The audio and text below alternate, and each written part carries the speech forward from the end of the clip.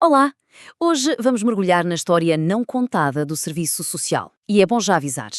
Se a imagem que vem à cabeça é a de pura e simples caridade, prepare-se.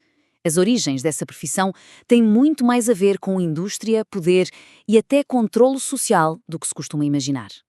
Pois é, quase todo mundo associa o serviço social a uma vontade de ajudar a fazer o bem. Mas será que foi só isso? Será que a profissão nasceu apenas desse desejo? A resposta, como a gente vai ver, é bem mais complexa e está lá no meio das maiores e mais turbulentas transformações da nossa sociedade.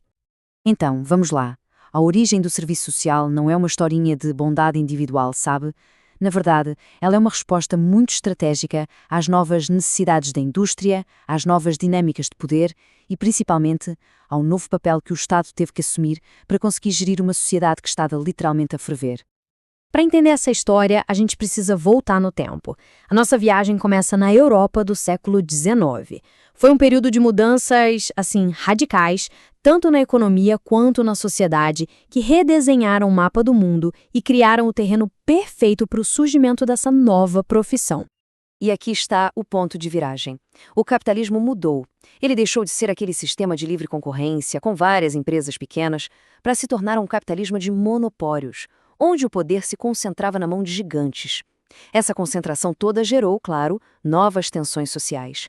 O sistema não conseguia mais se manter só na base da força, entende? Ele precisava de algo novo, consenso. E quem é que ia gerir esse tal de consenso? Bingo! O Estado. O papel dele cresceu de uma forma absurda. Ele deixou de ser só uma força policial para se tornar um mediador, um gerente social. A nova função do Estado era intervir nos conflitos para garantir que a máquina do capitalismo continuasse a girar sem quebrar.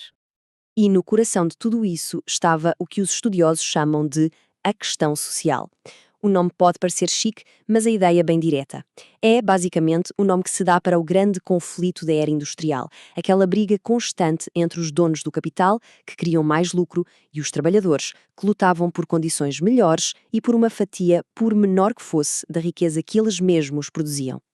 E é exatamente aqui que todas as peças do quebra-cabeça se encaixam.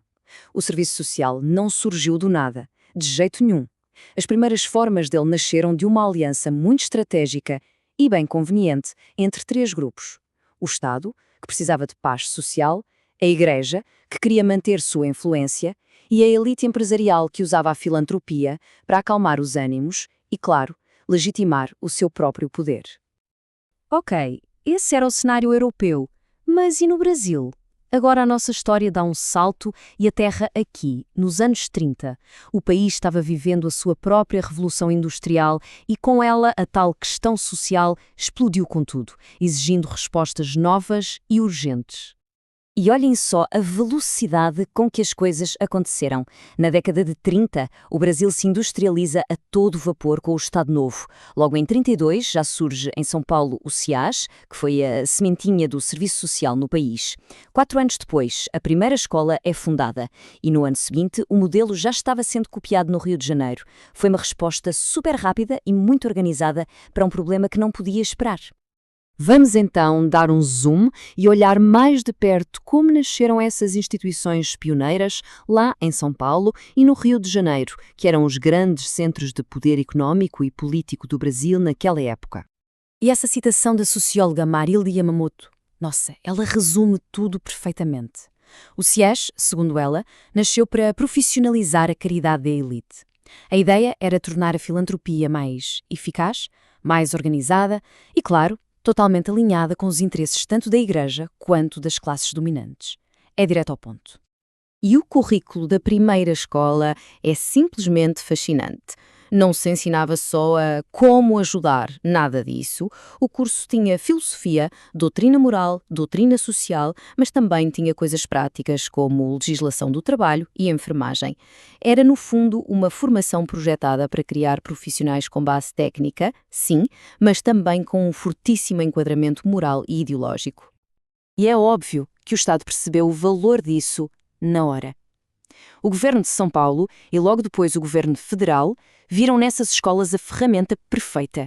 Eles precisavam organizar a assistência social, transformar aquilo numa política pública de verdade, e esses novos profissionais eram uma mão de obra ideal, já treinada, para colocar o plano em prática.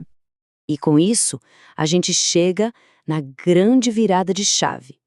A ajuda aos mais pobres deixou de ser vista como um ato de fé, um ato de bondade individual e se tornou uma carreira técnica, uma profissão, com salário, inserida na grande estrutura do Estado e da economia.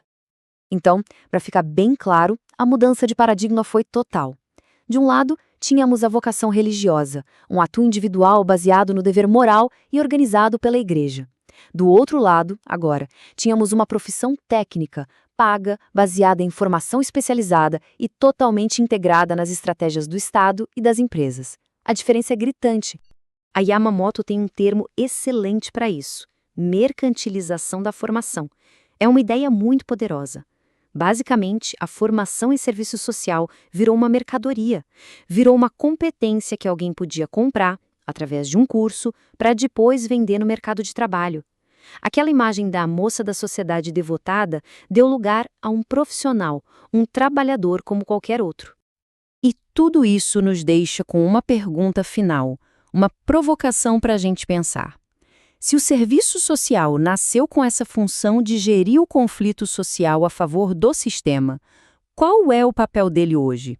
Ele ainda é, no fundo, uma ferramenta para manter a ordem, ou ele conseguiu se reinventar e se tornar uma força de mudança social real? Uma coisa é certa, essa origem tão complexa continua, sem dúvida nenhuma, a moldar os desafios da profissão até os dias de hoje.